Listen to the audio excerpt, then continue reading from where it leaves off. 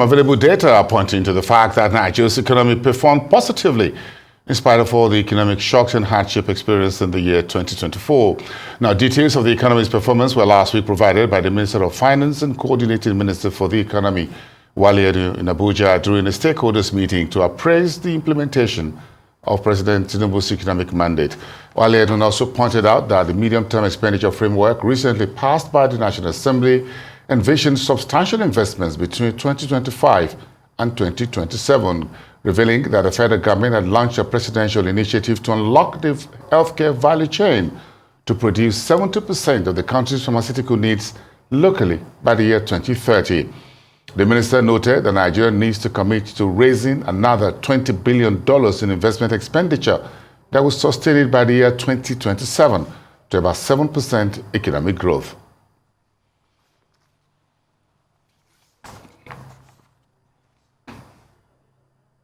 Now, for an overview of all of that, I'm now being joined by Dr. Yusuf, the Chief Executive Officer of Center for Promotion of Private Enterprises and a former Director General of the Lagos Chamber of Commerce and Industry. Good to have you on This Day Live, Dr. Yusuf. Thank you very much for your time. Thank you very much for having me. Thank you so much. Compliments of the season. Thank you so much. It's good to see you, Dr. Yusuf. Let's begin with a claim by the Minister of Finance, the Honorable Minister of Finance, Wale Edun, of an improving economy. What key performance indicators is the minister using to measure economic improvement? Do you know about this? Do you agree with them? Well, I agree with the Honorable Minister to a large extent as far as some key indicators of economic performance is concerned. First, if you look at the GDP, the gross domestic product performance as at Q3, that's quarter 3, I think we did 3.46, which is not bad, really, when you compare it what is happening globally in terms of GDP performance. And we are hoping that by the end of the year, perhaps we'll be getting close to 4% GDP growth. And even the budget assumption for 2025 is slightly over 4%. So we are already very close to that. And again, if you look at things like the foreign exchange, in the first half of the year, it was a very volatile regime in the foreign exchange market. But in the second half of the year, I'm talking of 2024, the situation seems to have improved, considerably, particularly with respect to the moderation in the volatility of the exchange rate. We have seen an improvement in the performance in terms of the stability of the exchange rate. We have seen more frequent intervention in the market by the Central Bank of Nigeria, which is helping to stabilize the rate. And we have also seen some significant improvement in foreign exchange inflows into the economy, especially arising from some of the reforms in the foreign exchange market, like the recently introduced electronic framework for the forex transactions. We are seeing some improvement in the inflows from the IMTOs, that's International Money Transfer Organizations. We have also seen an improvement in our reserves. Our reserves is now over $40 billion US. So if you look at some of these key indicators, I think one will agree with the Honorable Minister of Finance that we seem to be on the right path. But that is not to say that there are no challenges. Because this is still work in progress. We are still struggling with issues of cost of doing business. We are still battling with the issues of the cost of living, inflation and all of that. Those things are very, very important. So while we are doing well with some of these macro level indicators, we are not doing so well in terms of some of these micro issues, particularly around the impact of the reform on welfare, the impact of the reform on the cost of doing business. So these are some of the issues that we need to deal with going forward. Of course, we are talking about budget, but again, there are other very important things, relating to the economy, which is beyond budget. Budget is essentially about appropriation, but we still have issues around taxes. We have issues around the regulatory environment. We have issues around the structural environment. security environment, and so on. So there are other issues that we need to, foreign exchange policy, monetary policy, interest rates. These are also big issues that we need to take on board when we are having conversations around the economy. So it's not just about budgetary appropriation, it's also about the totality of the investment environment. Interesting, Dr. Muda Yusuf, for looking at both sides of the coin in a manner of speaking. So if you do what you call a SWOT analysis in terms of what are the gainers and the losers, the downside and the upside for us, so we'll talk about a few macroeconomic indicators upon which the finance minister believes that yes, the country is on a growth trajectory. But when we compare the current economic growth to previous years, is the growth rate sustainable? What are the key drivers behind it? Then you listed quite a long. Now I was trying to take notes and I just had to stop, because when you talk about the challenges, vis-a-vis what you can say the gains are 200 million people right now, 1,500, 1,300 naira to the dollar, vis-a-vis 400 naira, they're not the same. So when we say that the exchange rates are stabilized at the lower level or at a higher level, or at what level can businesses use 1,500 with interest rate environment and inflationary environment to do business? Well, without sounding like the spokesperson of the government or the ministry, I do know that what the government has been trying to do is to fix a whole lot of things that have been broken over the years. You know what challenges we have been facing with insecurity for over 10 years. You know the challenges around our refineries, for over 10 years or even more. And you know the implications of that, the state of our infrastructure and so on and so forth. So the point I'm making is that this administration has been there for 1.5 years. We have some of these issues that have been there for close to 20 years, 10 years, 15 years. So it is not practical that we can tackle all these problems. And because of the reforms that were put in place, the reforms were also designed to fix some of those problems. And unfortunately, the reforms has also come with a lot of challenges, a lot of costs, particularly social costs, to the citizens. So what we are experiencing is part of the outcomes, the inevitable outcomes of the reforms that have taken place. And that has brought in a lot of shocks. It has also triggered high prices, inflation, and all of that, which the government is now trying to see that, we get around. Now, the point is that I agree with you, the government needs to do a lot more, because if you are restructuring an economy, because don't forget, the economy is in a transition. And transition normally comes with a lot of costs. It's like a patient that goes for surgery. The process of the surgery, the recovery process often takes time. But in the process of recovery, there's always an administration of a lot of, intervention by the medical personnel to ensure that the pains of the surgery are not that much. I think that is where the government needs to do a lot more, because I also believe that these reforms are necessary, they are inevitable, but perhaps we could do it, in a way that the pains will be much less, on the citizens. And that is why the social intervention programs need to be a lot more properly targeted. And we need to also have a way to target at a micro level specific things that the citizens are worried about. Citizens are worried about food. We could come to that level and see what we can do to those who are producing the food, not necessarily the palliatives. The palliatives can go to some extent, but the palliatives are not enough. What we need to do, in my view, is to address these issues in a more systemic and strategic way, in a way that those who are producing will be able to deliver these products to the market at a much cheaper, price, so that people can just walk into the market, not go and be queuing for one palliative or the other.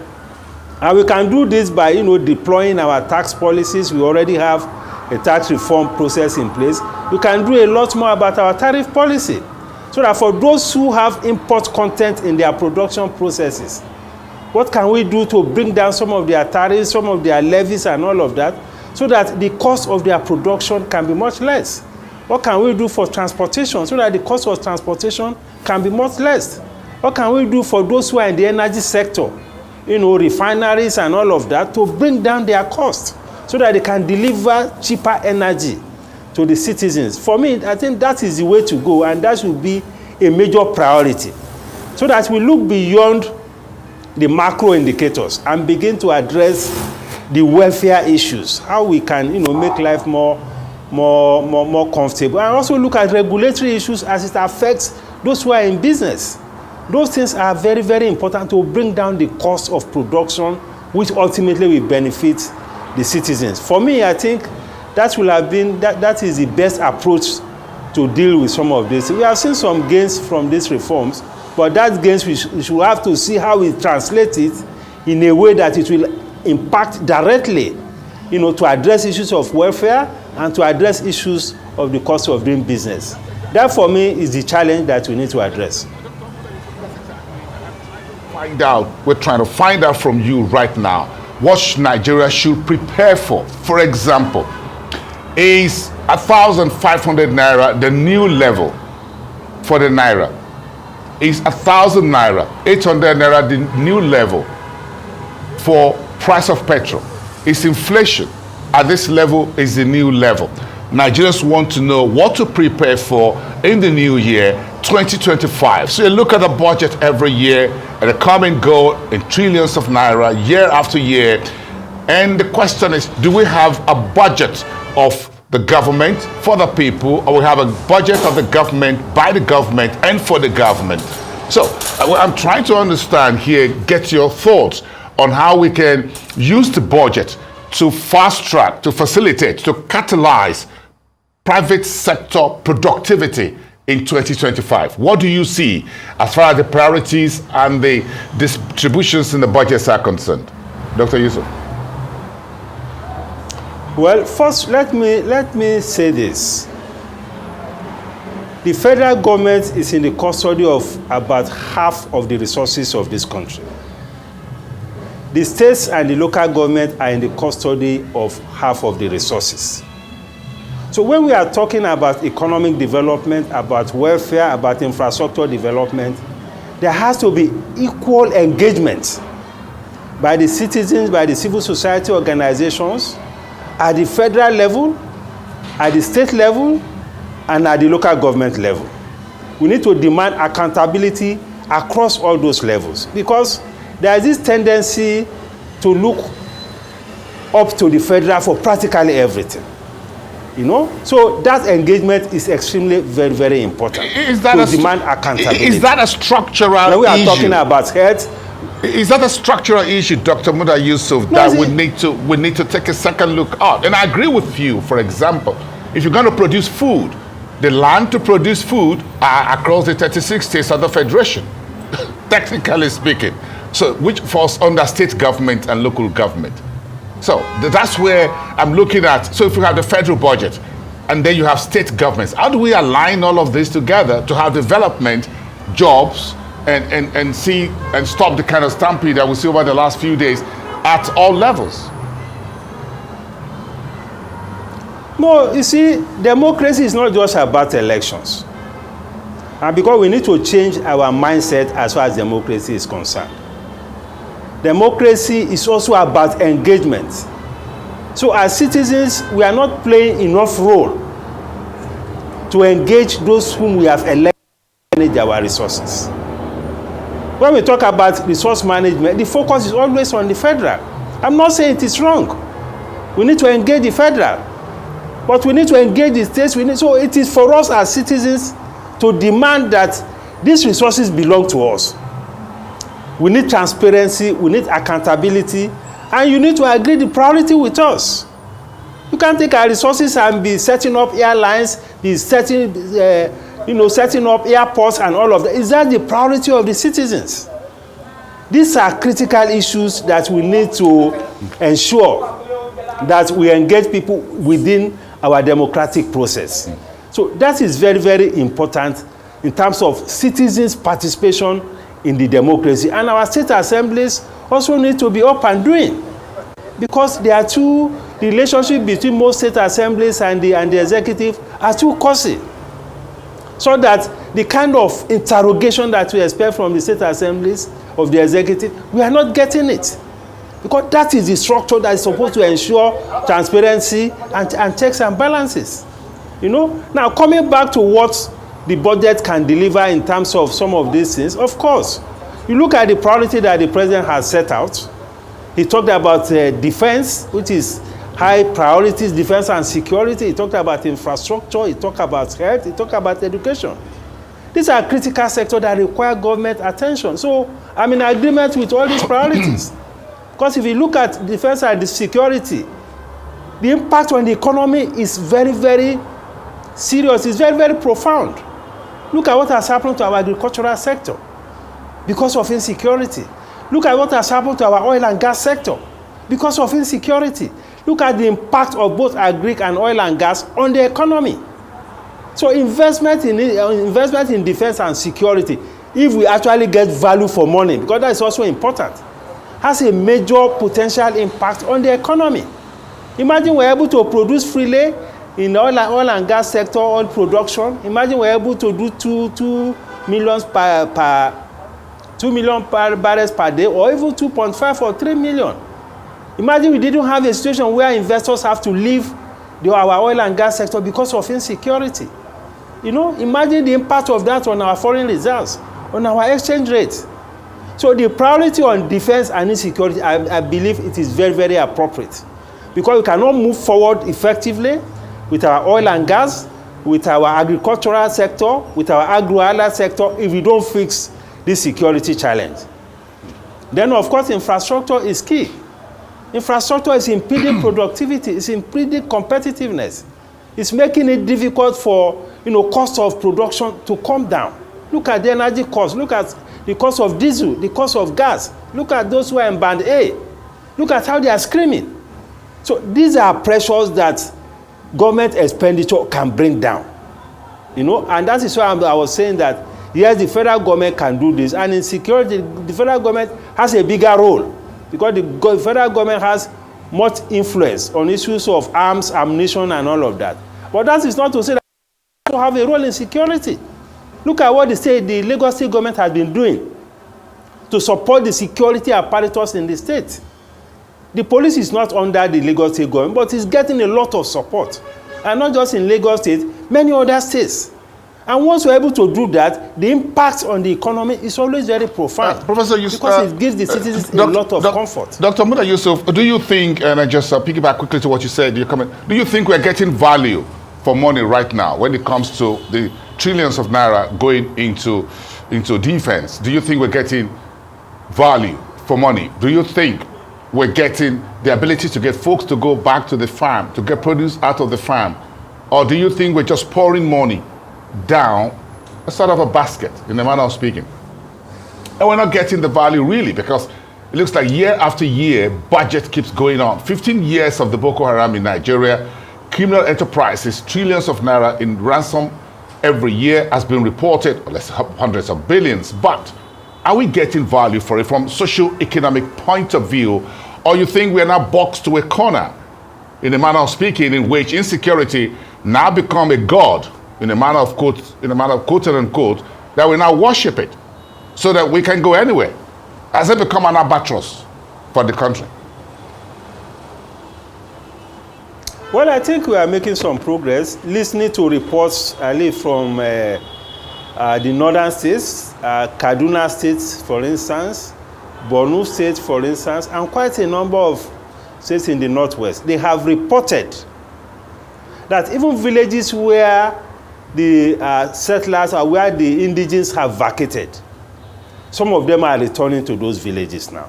I've seen such reports. Have stories about Beningwari, I think. I've seen some of those reports. Yes, Dr. Yusuf, we've seen those reports. Yes. But my question is this: do you think we have that policy approach when folks return to those villages and towns? What do they engage in? Do we have a socio-economic policy prong that resettles them and get them on economic productivity path, or they just return to villages that have been pillaged, that have been run down by these militants and criminal people that even find it difficult to find their daily bread moving forward, because we need these towns and villages in whatever part of Nigeria to contribute to national economic development. They need to contribute to the GDP.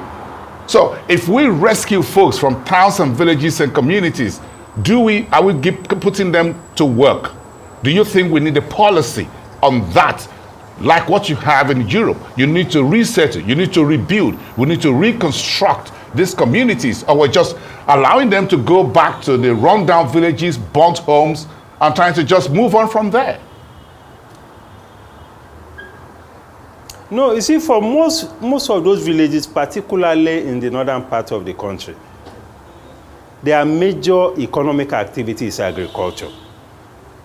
So when we say that they are returning, it's not just returning just physically to the village. It's also returning to their normal traditional economic activities, which is farming. So the security cover is not just for the village, it's for both the issues of the shelter and the economic activities that they are doing. Because their sources of livelihood is not far from their houses, from where they are settled in. So it covers everything. What is important is to have a structure to sustain the gains that we have got, so that we can, inspire the confidence of our indigenes in all those locations. So if they are able to get them back, they must be there to support them.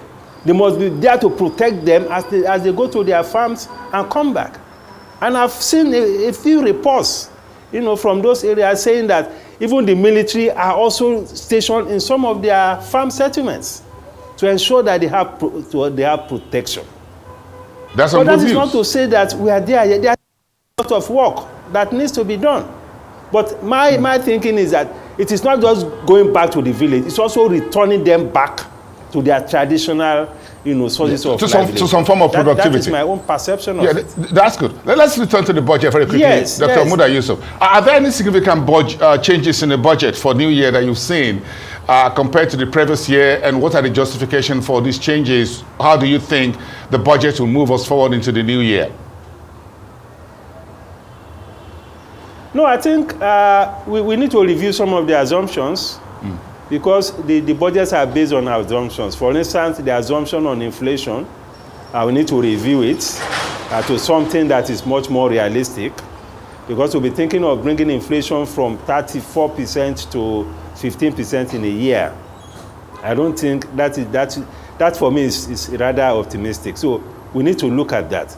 We also need to look at the issue of our debt, because our debt level is growing, and we need to have a way to see that we moderate it. Currently, our debt is about 134 trillion, and you can see the implication of that even on the budget. The debt service provision in the budget is about 15 trillion naira. That is huge. If you take 15 trillion naira out of a budget of 49 trillion, how much is left? So we need to watch the fiscal side. We need to watch the growth of expenditure. We need to watch the growth of debt. And we also expect the CBN to also be a little softer, in the tightening of monetary policy. We don't have a situation, we don't want a situation where, the real economy or entrepreneurs are completely disconnected from the banking system. Because how do you want to go and fund your business with an interest rate of 30%, 34%, 35%, 38%? That is not helping economic growth. So yes, it's good to tame inflation, but I think we have had enough of tightening going to 2025. Let us see what we can do, to bring down inflation from the fiscal side. I mean, we are beginning to see some slight reduction now, even in fuel price, because I saw that Dangote refinery is talking about 900 and something now per liter at the retail end. We are seeing that I think the NNPC is also trying to follow suit. So if you can support all those in production with our fiscal policy measures, tariff policy measures, tax policy measures to bring down their costs, that will cascade down to the citizens. I think for me, that is what we should be looking at. Dr. Yusuf, you've been an advocate for small and medium enterprises for so many years, for decades. I'm sure they are very close to your heart from the days you were the Director General at the Lagos Chamber of Commerce and Industry. So what provisions would you like to see in the budget and moving forward to support the SMEs, the startups, the entrepreneurship development? What we want to see? Do you think we need more mechanisms in place to ensure that they can help us to galvanize the economy, at least at the base level, in which every man, the common man and woman in Nigeria, can really have a place to play? Well, we have discussed one of the issues that needs to be done, particularly for our SMEs in the agricultural sector. The sector is a major employer of labor, so security is number one. For our SMEs in the industrial sector, we need to support them. We need to create more industrial parks where they don't have to worry about looking for land, setting up infrastructures and all of that. If you have more industrial parks across the country, we can get small-scale industries to take spaces, you know, in those industrial parks. We need better funding for them. Access to funds for them is still extremely very, very difficult, especially because of the collateral demands. Even by the development finance institutions, the collateral demands are extremely impossible. Many of the development finance institutions, many of them are asking for bank guarantees, which the SMEs cannot provide, which most of the SMEs cannot provide. I should have a financial system that will also be able to take some risk. Not a financial system that is not ready to take any risk at all, because business is about taking risk. Entrepreneurship is about risk. So when you have financial providers who are not ready to take any risk at all, it's a very big problem in financing businesses. So we need to have some partial risk guarantees so that there can be some level of risk that our financial sector can also take, you know, in supporting businesses. Then, of course, you have issues of energy, which a lot of them have been talking about. It's a very big issue. For our SMEs that in public transportation, let us see how we can bring down the import duty on public vehicles, on passenger vehicles. Look at our roads. Most of our commercial vehicles, particularly commuter buses within the cities, they are very rickety. Let us see how we can encourage them at least to replace those buses. And the way to do that is to bring down maybe their import duty also to about 5%. And remove all levies and taxes so that these things can be more affordable. At least for passenger vehicles, for our young people who also want to go into this Uber business and so on, because the cost of vehicles is prohibitive. So let us see what we can do on the fiscal side for our SMEs who are in public transportation.